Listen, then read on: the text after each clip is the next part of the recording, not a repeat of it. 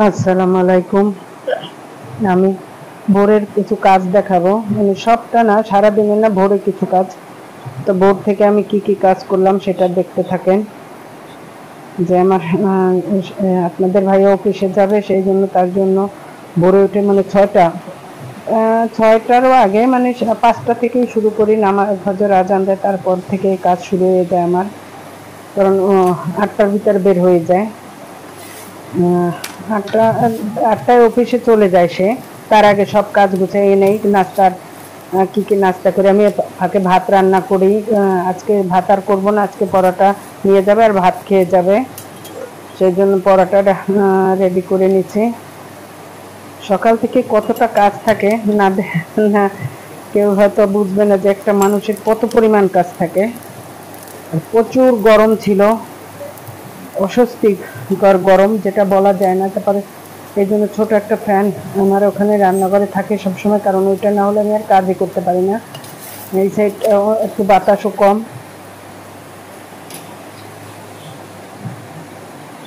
এগুলো সব অফিসের জন্য রেডি করছি। শসা কেটে, কিছু ফল ফ্রুট থাকে, ডিম সিদ্ধ থাকে, লাল আলু সিদ্ধ দেয়। এর ভিতরে এরা ডিস্টার্ব চালাই যাচ্ছে। এই জায়গাটা একটু ময়লা, কারণ আমি গরমে ধোয়া পাল রান্নাঘরটা অনেকদিন পরিষ্কার করতে পারিনি। অনেকে ভাবতে পারেন এরকম কেন, কিন্তু আমার ঘরের মেঝে একদম ধবধবে সাদাটা ছিল, সাদা, কিন্তু এই গরমের জন্য আর কাজ করতে করতে হাফসাই যাও, ওগুলো করার আর টাইম থাকে না। কি কি কাজ করতেছি ভোরে একটু দেখে, নমুনাটা দেখাচ্ছি শুধু। এর ফাঁকে আরো তো কত বিছনা টিছনা কাজ থাকে, সবটা দেখাবো না। আমি কি কি কাজে এই ভোরে চলে এগুলো সব রেডি করে, এখনো কিন্তু সবাই উঠেনি, আমি উঠে সব কাজ একা একা গুছাই নিচ্ছি। আজকে যেহেতু আমার মেয়েটাও আসেনি, ও যে কাজ করে ও এসে আমার সাথে কি সাহায্য করে, কিন্তু আজকে আর আসেনি, ওর একটু জ্বর আসছে, তাই আমি একা একাই সব রেডি করতেছি। এখানে ভাজি, কয়েক পাঁচ সবজি দিয়ে একটা ভাজি করছে, দোল, মিষ্টি কুমড়া, তারপর বরবটি, আলু, একটু মিষ্টি আলু সব দিয়েই একটু চিচিঙ্গা সব মিলিয়ে আমি একটু ভাজিটা রেডি করছি।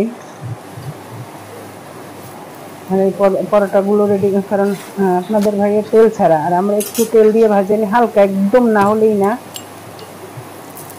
1 চামচ হালকা, যে প্রচুর তেল খাই তা না, অল্প একটু দিয়ে, যেহেতু চা দিয়ে আমি খাবো সেই জন্য একটু হালকা হালকা করে আমারটা ভাজে নিচ্ছি। সবাই উঠবে না যে, আমি তো বাইজেই নেই, আবার আসবো কখন, একবারে শেষ করে তারপর অন্য কাজে যাব।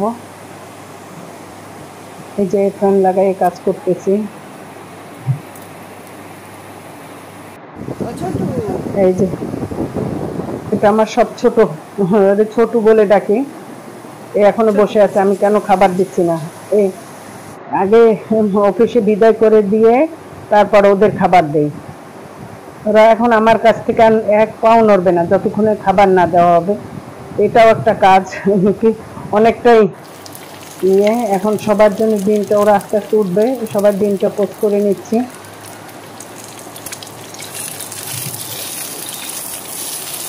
যেহেতু চুলাটা একবার গরম আছে, তাওটা বারে বারে এখন এটাও কারেন্ট খরচ হয় কম না। আর যে পরিমাণ টাকা এসি দেওয়ার পর হইতে যে প্রচুর টাকা খরচ হয়ে যাচ্ছে, তারপরে এখন এটাও কম নেই যে বলে বিল উঠবে, তাই একবারে সব করে ফেলি।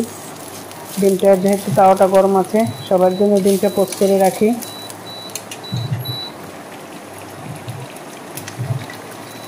আমার এবার সবাই হয় পেঁয়াজ দিয়ে ভাজা নাও, আর নাহলে একদম কড়াবাজি করে যাও। কেউ হালকা খেতে পছন্দ করে না বাসায়।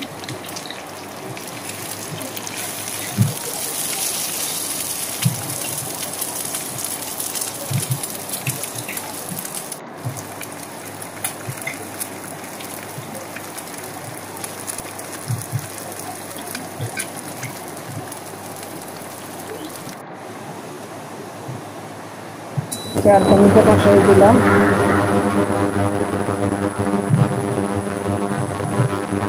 আমি চা খাবো, আমি গরম গরম পরোটা দিয়ে চা দিয়ে খাবো, সেই জন্য চার পানি বসাই দিলাম। এর ফাঁকে মাছ, ওদের মাছ আইনা ধুয়ে কেটে ধুয়ে বসাই দিলাম, কারণ ওরাও খাবে। আমি চা খাওয়ার আগে ওদের খাওয়া আবার দিতেই হবে, না হলে ওরা আমার অস্থির করে নেবে। পায়ে পায়ে পায়ে পায়ে গুলবার খারাপ লাগে আমার। ওটাও সিদ্ধ উঠে থাক, ওটাও চা উঠে থাক।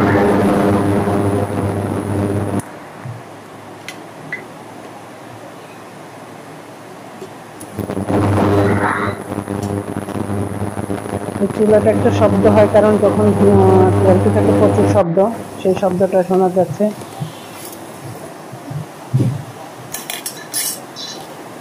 আমি চার দুধ আর চিনিটা রেডি করে নেব।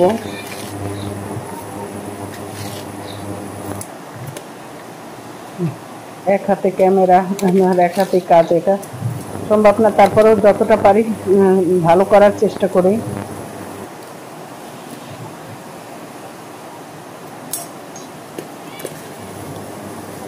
অনেকেই আমাকে কমেন্ট করতেছে এবং অনেক আমার কমেন্ট করে এবং সাবস্ক্রাইব করে আমার পাশে আছে, আমি অনেক খুশি। প্রচুর কমেন্ট আছে, মানে বোঝা যাচ্ছে যে আমার ভিডিওটা অনেকেই দেখতেছে। আলহামদুলিল্লাহ, বেশ ভালো লাগতেছে আমার কাছে।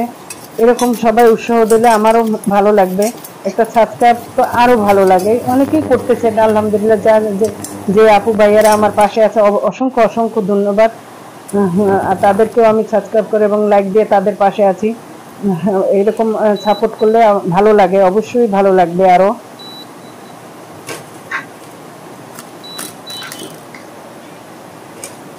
চা হয়ে গেলে আমি ফাঁকে খাবো, খেয়ে দিয়ে তারপরে আরও কাজ আছে, দেখাচ্ছি কি কি কাজের পরে করতে হয়।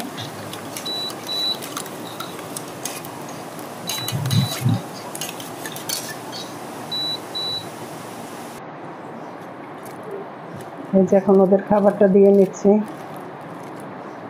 এই পলিথিনটার উপরে না দিলে সব খাবারগুলো নিচে ফেলে, তখন এবার উঠাইতে বেশ কষ্ট হয়।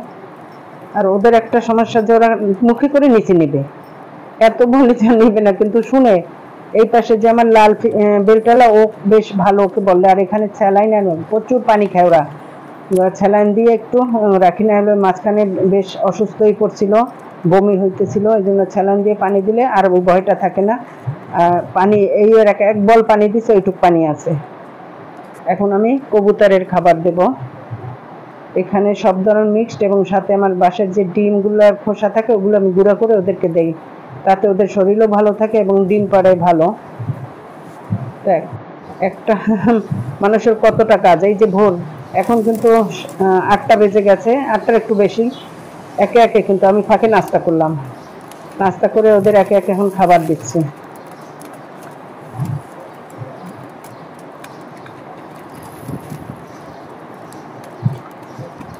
আর 2 দিন পর পর পানির পটগুলো পরিষ্কার করতে হয়, গরমে না দ্রুত ময়লা হয়ে যায়। আর ওরা খাবার একবারে তো ছিটিয়ে বিটিয়ে খায়, এখন আবার এই বাটিগুলোও পরিষ্কার করতে হবে, তারপর আবার পানি দিতে হবে।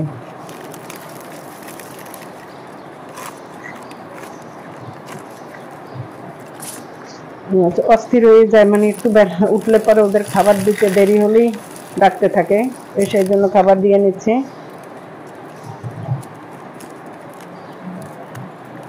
এই গরমে কবুতরগুলো ডিম দিচ্ছে না, প্রচুর গরম। ডিম দিয়ে বসেনি, একবার ডিম দিয়ে নষ্ট করে ফেলছে। এখন গোসল করে দেখছি, বাইর করে সবগুলো গোসল করালাম, মোটামুটি এখন একটু সুস্থ। মানে গরম কাকে বলে কত প্রকার। আর আমার বাসা হচ্ছে টপ ফ্লোর, মানে ছাদের নিচে প্রচুর বাসা, গরম থাকে দিন রাত সমানে। এসিতেও কোনো কাজ হচ্ছে না। অনেকে প্রশ্ন করে আপনার এসি কীরকম। আমার সবই ঠিক আছে, কিন্তু এসি থাকা সত্ত্বেও বাসা ঠান্ডা হয় না। যখন দেখেন এখন দিচ্ছি গাছে, একটা দিন যদি গাছে না পানি দিই তাহলে গাছের এই যে ফুলও আসছে মাশাআল্লাহ। এখন তো গাছগুলো যে ওই পাশে এই যে কালকে দেওয়া হয়নি, আজকে নেতিয়ে গেছে সব গাছগুলা। এখানে বোম্বাই মরিচ এর চারা হয়েছে এবং ফুলও আসছে, এগুলায় আমি নিজেই বীজ দিয়ে করছি। আমার জায়গা সামান্য একটু জায়গা, এখানে না পারি যত্ন আদি করতে, না সুন্দর করে রাখতে, তারপরও চেষ্টা চালাই যাচ্ছি যাতে একটু পানি দিয়ে তরতাজা করে রাখতে পারে। একটু বৃষ্টি পাইলে আবার মাশাআল্লাহ গাছগুলো অনেক সুন্দর হয়ে যাবে। এই যে এই লতানো গাছটা আমার কোথা থেকে একদম ফ্লোর পর্যন্ত। আগে এখানে গাছ ছিল না, এখন গাছগুলো আমি ছিদ্র গাছে পানি, বৃষ্টি পানি পাবে সেই জন্য এখানে দেওয়া।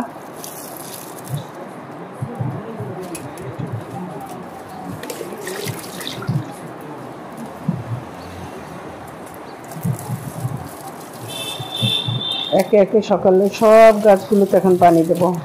আর একটা দিন যদি ভুলে যাই তাহলে দেখা যাচ্ছে গাছ পরের দিনে আর সোজা হয়ে থাকে না। এই যে এখানে পানি দিতে মনে ছিল না, ওই যে নেতিয়ে গেছে গাছগুলো।